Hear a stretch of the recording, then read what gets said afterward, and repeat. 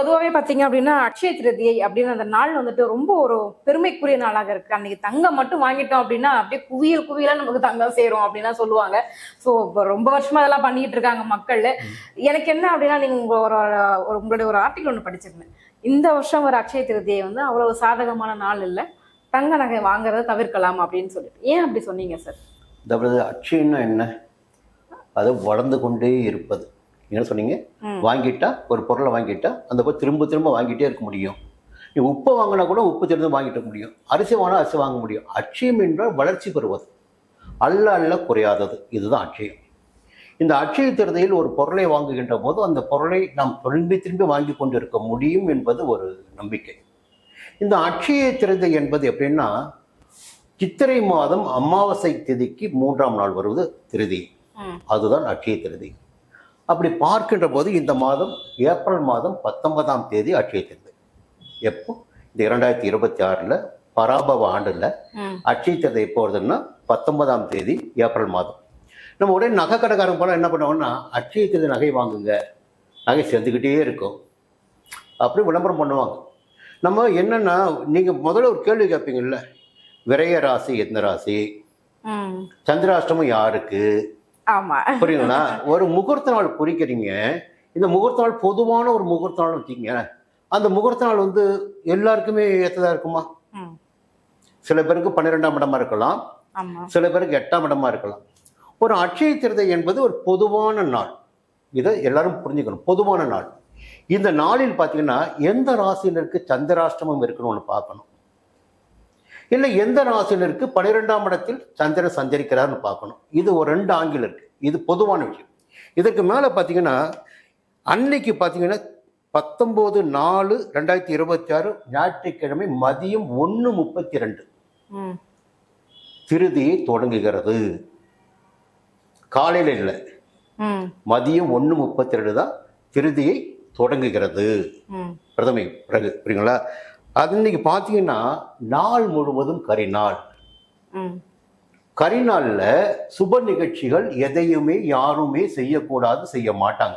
கரிநாள் என்ன கொஞ்சம் சுருக்கமா சொல்லிட்டீங்கன்னா? சுப நாள், சுப நிகழ்ச்சிகளை தவிர்க்க வேண்டிய ஒரு அசுப நாள் கரிநாள். புரியுங்களா? அந்த நாளில் சுப விஷயங்களில் யாருமே ஈடுபட மாட்டாங்க. இப்ப நீங்க ஒரு நகையை வாங்கினா நகையை சேர்ந்துக்கிட்டே போகும், புரியுங்களா? பொருள் சேர்ந்துக்கிட்டே போகணும், வாங்க போறீங்க. அன்னைக்கு கரிநாளா இருக்கு, முழு நாளும் கரிநாள். இந்த கரிநாளுக்கு பிறகு பார்த்தீங்கன்னா நேத்திரம் ஜீவன் என்பது ஒரு துளி அளவு கூட கிடையாது. அன்னைக்கு எப்பவுமே ஒரு முகூர்த்தத்தை குறிக்கும் போது பார்த்தீங்கன்னா அன்னைக்கு நேத்திரம் இருக்கிறதா, ஜீவனம் இருக்கிறதா, அதோட பார்வை இருக்கா, ஒளி இருக்கா, உயிர் நாடி இருக்கா, இதெண்டு பார்க்கணும். அந்த இரண்டுமே அன்றைக்கு கிடையாது. கரிநாளாக இருக்கு, புரியுங்களா? ரெண்டாவது நேத்திரம் கிடையாது, ஜீவனம் கிடையாது. அன்னைக்கு பார்த்தீங்கன்னா கன்னிக்கு சந்திராஷ்டமம், ரிஷபத்துக்கு விரைத்த சந்திரன். என்னைக்கு? 19/4 முடிஞ்சு போச்சு. இந்த 2 ராசிக்காரங்க கண்டிப்பா கிட்ட போவே மாட்டாது. ஆனா இந்த பொதுவாக பார்த்தீங்கன்னா நேத்திரம் கிடையாது, ஜீவனம் கிடையாது, கரிநாளா இருக்கு. அதனால நிச்சயம் வாங்க மாட்டாங்க. சரி, மறுநாள் கிருத்திகை தொடக்கம் காலை 9:29 மதியம் தான் திருதி ஆரம்பிக்குது. ஞாயிற்றுக்கிழமை. திங்கட்கிழமையே போய் நகை வாங்கலாமான்னு பார்த்தீங்கன்னா காலையில் 9:29 கிருத்திகை. ஆதிரை, பரணி, கிருத்திகை, முப்போரம், கேட்டை என்று சொல்லுகின்ற நட்சத்திரங்கள் எல்லாம் அந்த காரியங்கள் எடுக்கின்ற போது அது வளர்ச்சி அடையாது. உடைப்பட்ட நட்சத்திரங்கள், புரியுதுங்களா? அதுக்கு மேல பார்த்தீங்கன்னா திங்கட்கிழமை 11:11 வரை திருதி இருக்கிறது. ஆனால் அந்த நாள் முழுக்க மரணையாகும். புரியுதுங்களா?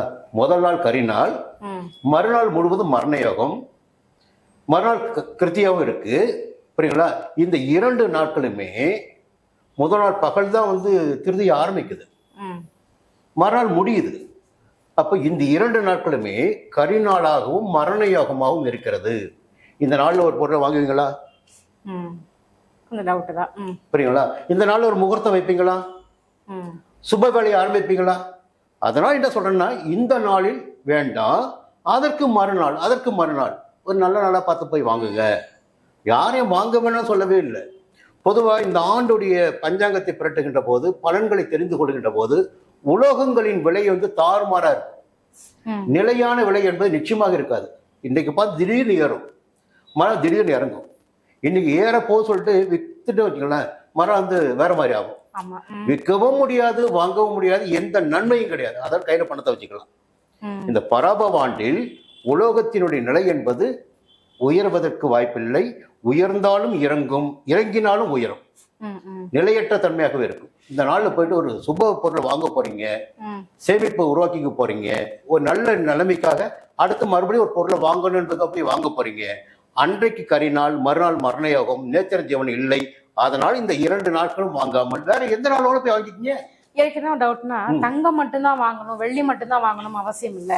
உப்பு கூட வாங்கலாம். வசதி இல்லாத உப்பு வாங்க, கல்லுப்பு வாங்குங்க, மகாலட்சுமியோட அம்சம். இதுதான் சொன்னாங்க திருதியை போது ஒரு உப்பு வாங்கு.